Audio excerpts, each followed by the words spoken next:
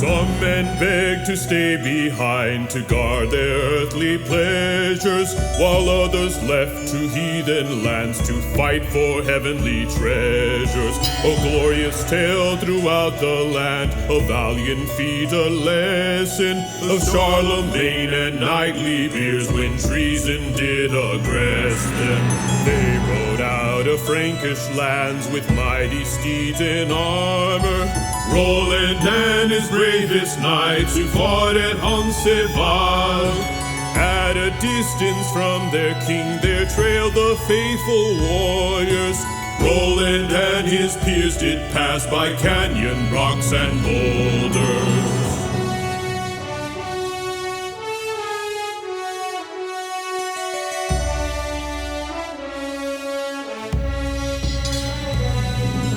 Saracens in ambush charged by treason was it triggered. Sword and shield in battle clashed, the faint of heart would wither. Overwhelmed in numbers great, the warriors fought on bravely, dealing mighty blows and prayers, saying, "Strengthen us, O Lady." Roland fought a valiant fight, as flies he dropped their numbers. All his men did give their all, their blows as sounding thunder. And their approach to Roland side his excellency Turpin, who with his mace dealt swiftest blows to hardy enemy soldiers.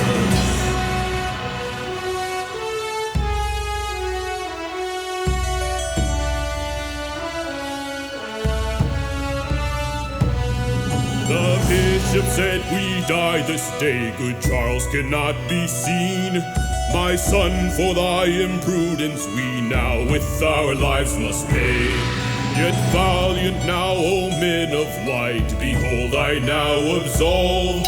For all thy sins one penance told, go strike the enemy cold." And after this the bishop struck as enemies fell in waves, and in his wake of swings and breaks was struck by enemy blades. Oliver said, "Roland, now 'tis time to call the emperor." Then blew his olifant, he did his temples burst asunder.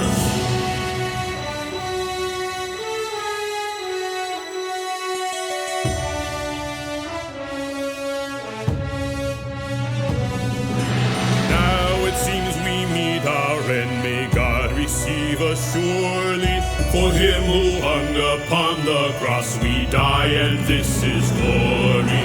And on the wind a distant sound had reached the ears of Charles. 'Tis Roland and his olifant, to war we fight with honor. Sire, do wait, for this could be merely a false alarm. Silence, says he to Ganelon, these words can only harm. Bind this man, this traitor, I'll deal with him in time. It seems that silver won his soul, till treason be his crime.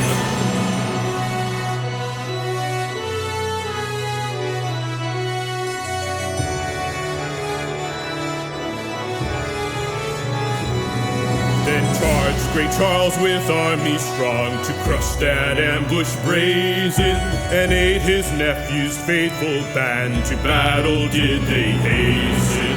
A mortal blow did Roland take, therefore he would expire, but not before giving crushing blows to the enemies of his sire. When towards the last he raised his eyes, a knightly angel shone, Saint Michael, who would bear his soul and take to heaven's throne. When at last the emperor rode through battlefield now hushed, and in his grief saw Roland pass, yet enemies round him crushed.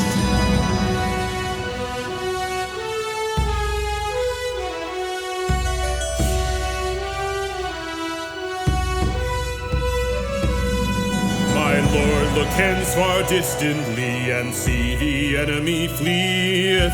And all did hasten to the chase with blazing indignation. And as he rode, great Charles saw the sun begin to set, yet prayed to God the sun to stop, lest justice not be met. And surely did the sun hold place as God heard Charles' plea.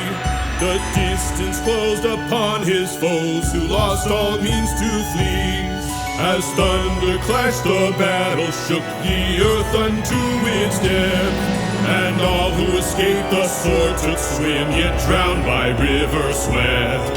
And as the final foe gave cry, when Charles's sword he met, the heavens shone in a brilliant sky, and then the sun did set.